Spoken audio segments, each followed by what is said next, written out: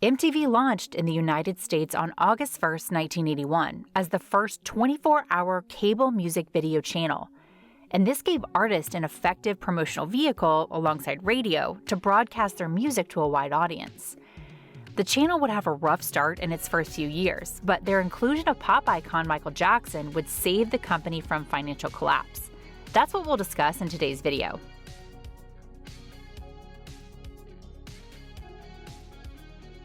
By the time of MTV's launch, Michael Jackson had solidified his merit as a solo artist, with 4 top 10 hits from his 5th album, Off the Wall, and 2 American Music Awards for the album under his belt.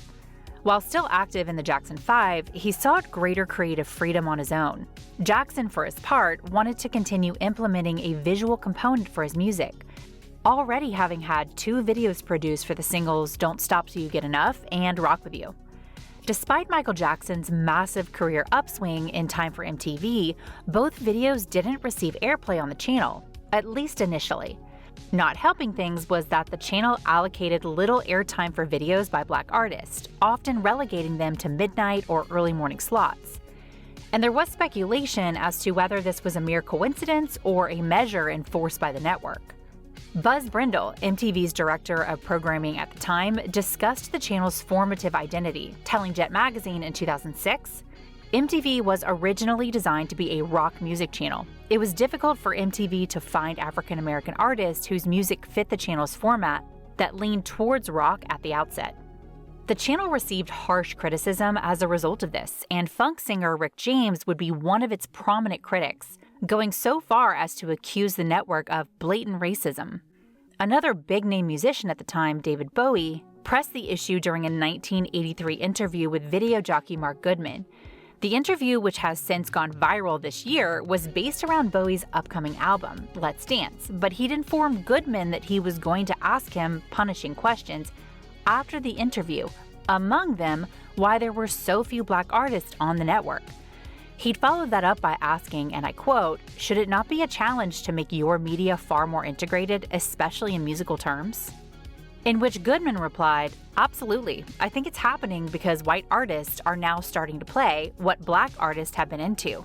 Hopefully now the lines are going to start to blur. When we play a band like ABC, there will be white and Black kids who will enjoy it, and all of a sudden it becomes easier for a white kid to understand it." There's noticeable tension throughout this exchange, and Goodman would comment on it in the book I Want My MTV. "I was in an odd position because I couldn't diss the network. So when Bowie started in with me, I tried to explain the rock format idea, and Bowie was not having it. I was fumphing around for something to say, and the interview felt like an eternity." He'd go on to state that African-American video jockey J.J. Jackson, who worked alongside him, was initially on board for an exclusively rock-based format, especially given Jackson's penchant for rock music, but felt that gradual expansion was the way to go. Goodman would say, once MTV started to play Spandau Ballet and ABC, basically white R&B acts, he felt there was no reason not to play Black R&B acts. Even though this move was in place, accusations of racism became rampant, and according to the book's co-author, Rob Tannenbaum, he tried making sense of MTV's rebuttal, saying, "Black artists weren't really making a lot of videos," which was kind of true but also completely beside the point. Record companies weren't giving budgets to Black artists to make videos because they knew MTV wouldn't play those videos. Tannenbaum adds, MTV was a rock and roll network, and in their minds, rock and roll did not include Black artists, which made sense to them but didn't make sense to many people, including David Bowie.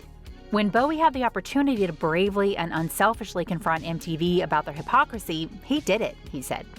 Meanwhile, Michael Jackson's 1982 follow-up album Thriller, which this time implemented more rock-oriented overtones, had achieved significant critical and commercial success. Its second single, Billie Jean, released in January of '83, would also have a video produced for it. But like his previous 2 videos, MTV initially refused to air it. This move infuriated CBS Records president Walter Yetnikoff, who recalled to the publication Blender in 2005, "I said to MTV, I'm pulling everything we have off the air, all our product. I'm not going to give you any more videos, and I'm going to go public and tell them about the fact you don't want to play music by a Black guy." MTV proceeded to air the Billie Jean video on March 10, 1983, and it became the first music video by a Black artist to receive heavy rotation. As more videos by Jackson began airing, including 2 early videos as well as one for Beat It, he continued to break ground. Later that year, Jackson's music video for the album title track Thriller was a serious benchmark in video making, as it featured an ambitious concept, cost $500,000 to produce, and clocks in at over 13 minutes in length.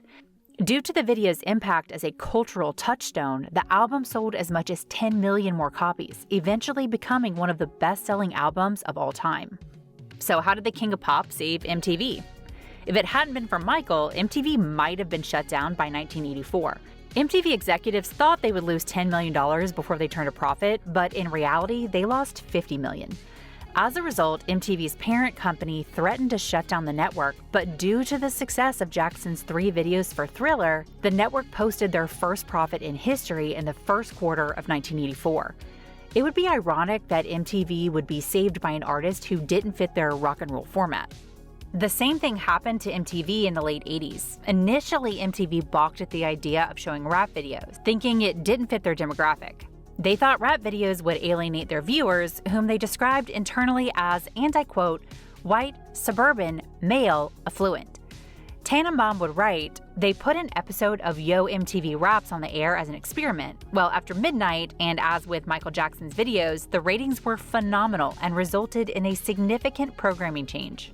It was because of Michael Jackson's success that MTV branched off its original rock format to include regular rotation of R&B and pop videos, especially by Black artists, which provided the network a distinct identity as the premier music video channel for the remainder of the decade. Even as MTV placed greater emphasis on reality TV program by the late 2000s, Jackson's passing on June 25, 2009 prompted the channel, as well as its sister channel MTV2, to dedicate an entire weekend to Michael Jackson's music videos. To also show their appreciation to Michael Jackson, in 1984, MTV would create the Michael Jackson Video Vanguard Award that was presented each year at the MTV Video Music Awards to an artist or video director for outstanding contributions and profound impact on music video and popular culture.